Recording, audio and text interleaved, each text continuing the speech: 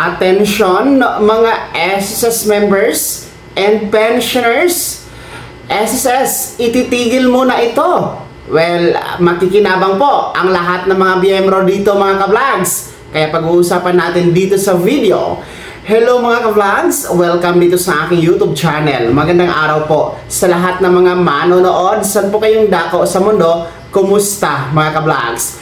Well, eto po no, ang SSS ay meron pong inilabas na anunsyo kung saan nga po pinag-aaralan nito ang pagpapatigil pansamantala sa pangongolekta ng pagbabayad ng SSS loan benefit.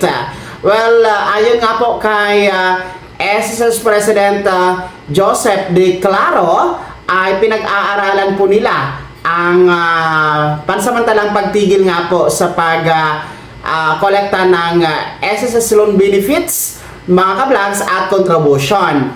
Ayon sa panukala ay layunin nito na patawarin muna ang mga employers para sa kanilang penalties, no, dito sa kanilang mga delayed contributions kung meron man, no. Hindi muna sila papatawa ng penalty kung sakaling merong delayed contributions ang ating mga employers.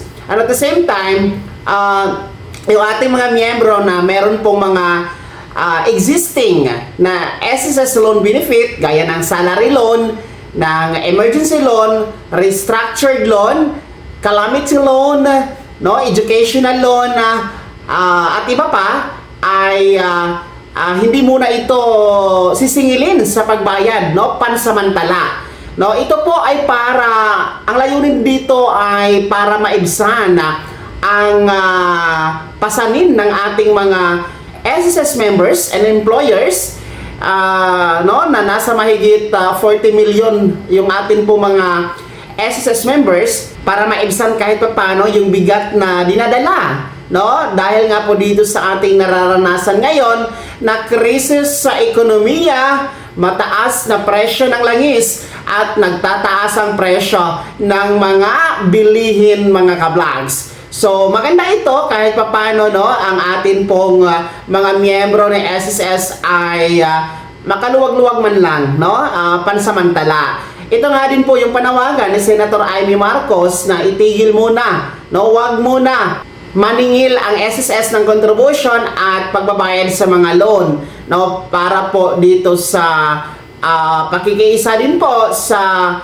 krisis ng ating ekonomiya na atin pong nararanasan ngayon. Talaga naman, sobrang hirap po ng panahon ngayon, no, mga ka-vlogs. Ramdam na ramdam natin yung bagsak ng ekonomiya, ramdam na ramdam natin yung hirap po para kumita, lalong-lalo pa ang ating mga chopper, no, yung ating mga commuters papuntang trabaho, dahil nga sa nagtataasan ang presyo ng langis. Mataas din po ang pamasahe na, mataas din po ang mga bilihin. Naku po, talagang sobrang pahirap sa ating mga ka-vlogs. Kaya nga, malaking tulong itong ipapatupad na moratorium sa loan, moratorium sa contribution ng SSS. Pero lilinawin natin, ito ay pinag-aaralan pa sa ngayon. No, sana naman ay hindi ito tatagal, ipapatupad ito ng SSS. No, wag nang paabutin ng, baka maabutan ito ng ilang buwan bago ipatupad. Sana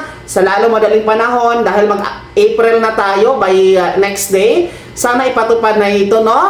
Sana after Holy Week ay matapos na yung pag-aaral nila at talagang ipapatupad na ang moratorium sa pagbabayad ng loan, moratorium sa pagbabayad ng contribution, nang sa ganun po ay makikinabang naman, matutuwa naman ang ating mga SSS members na pansamantala makalaya man lang, no, dito sa deduction sa salary, no, dahil nga sa contribution at SSS loan na. Pero ang atin talagang dalangin at atin talagang gustong mangyari na matigil na ang giyera sa gitnang silangan, no, babalik na sa normal ang presyo ng langis at supply, at babalik din po sa normal ang presyo ng mga pangunahing bilihin, para naman po makikinabang at matutuwa ang mga pamilyang Pilipino. Kaya naman po, mga SSS members, employers and pensioners, no?